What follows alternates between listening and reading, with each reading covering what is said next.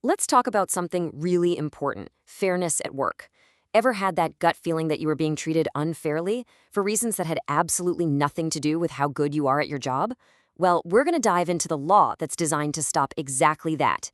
It's called the Equality Act 2010. Yeah, it's a terrible feeling, isn't it? It can be so damaging. That sense that you're being judged not for your skills, not for your talent, but for who you are. And that is precisely what this law is all about combating. And here it is. In England, Wales, and Scotland, this is your shield.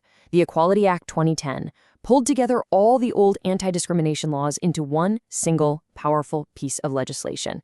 You can think of it as the official rule book for fairness in the workplace. Okay, so we have this powerful law, but who does it actually cover? A law is only as strong as the people it protects. So let's find out who exactly falls under this protective umbrella. Well, the answer is a lot of people. It's way broader than you might think. We're not just talking about your standard full-time employees here. Nope. The Act's protection covers you when you're just applying for a job, when you're actually in the job, and get this, even after you've left. It covers apprentices, contract workers, and even some self-employed people. Basically, it's designed to safeguard you at pretty much every single stage of your working life. All right, so the law protects a whole bunch of people, but protects them from what exactly? The whole foundation of the Equality Act is built on this idea of protected characteristics. So what are they? Let's take a look. So here they are, the 9 protected characteristics. We've got age, disability, gender reassignment, marriage and civil partnership, pregnancy and maternity, race, religion or belief, sex, and sexual orientation. The law is crystal clear on this. It is unlawful to treat someone less favorably because of any of these things. This is the absolute bedrock of anti-discrimination law here in Great Britain. But here's something that's really interesting. This list, it isn't set in stone. The law is kind of like a living, breathing thing. For instance, courts have ruled that discrimination based on caste can actually fall under race discrimination. And you see a lot of discussion around things like menopause. Now, it's not its own protected characteristic, but its effects can often be covered by the existing ones, like age, sex, or disability. It just goes to show how the law can adapt as our society's understanding of fairness evolves. Okay, so knowing those characteristics is step one, but here's the big question.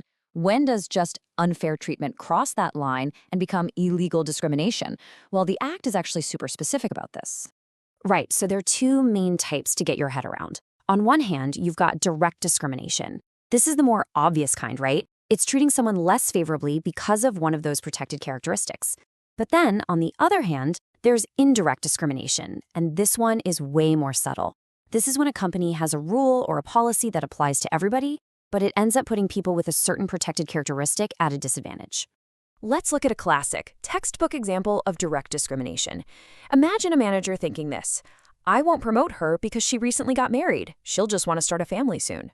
See? The decision has nothing to do with her performance. It's based entirely on a harmful stereotype about her sex and marital status. That because of link is just undeniable. Okay, now for indirect discrimination. Picture this. A company has a rule that all staff have to work full-time. Now, on the surface, that might sound fair enough, right? Same rule for everyone. But in reality, it can be a massive barrier for women who are statistically more likely to need part-time work, often because of childcare. So unless the employer can prove that rule is absolutely necessary for the job, that neutral-sounding policy can actually be unlawfully discriminatory. So discrimination isn't always about those big decisions, like hiring, firing, or promotions.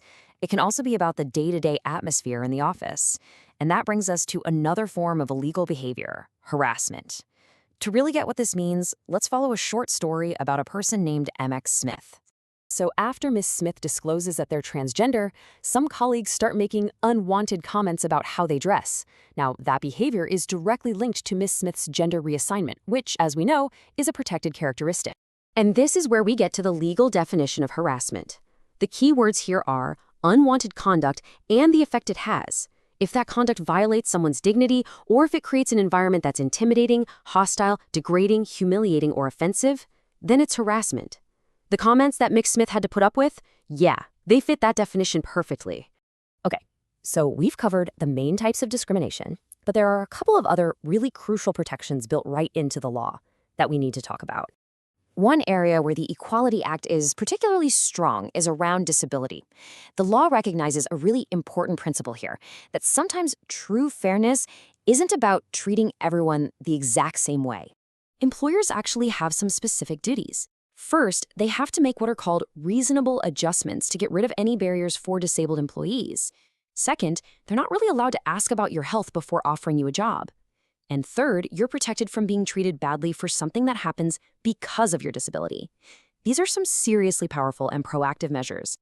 And then there's something called victimization. This is so important. It basically makes it illegal for an employer to punish you for standing up for your rights under the Act. So if you make a complaint about discrimination, or even if you just support a colleague who's making one, the law says you can't be retaliated against. It's a vital protection that helps people feel safe enough to actually speak up. So, if we boil it all down, what's the crucial takeaway? The Equality Act 2010 is all about making sure decisions at work are based on merit, not on prejudice. It's about creating a workplace where it's about what you can do, not who you are, where your skills and your abilities are what count, not stereotypes. But the law is really just the baseline, isn't it? It's the minimum standard. So as we wrap this up, I want to leave you with a question to think about. Now that you know the basics of the law, what does it really take to create a workplace that isn't just compliant, but is truly fair and inclusive? A place where everyone feels like they actually belong. The law gives us the foundation, but building the rest, well, that's up to all of us. Just so you know, this explainer was based on guidance from the EOPH. Thanks so much for joining me.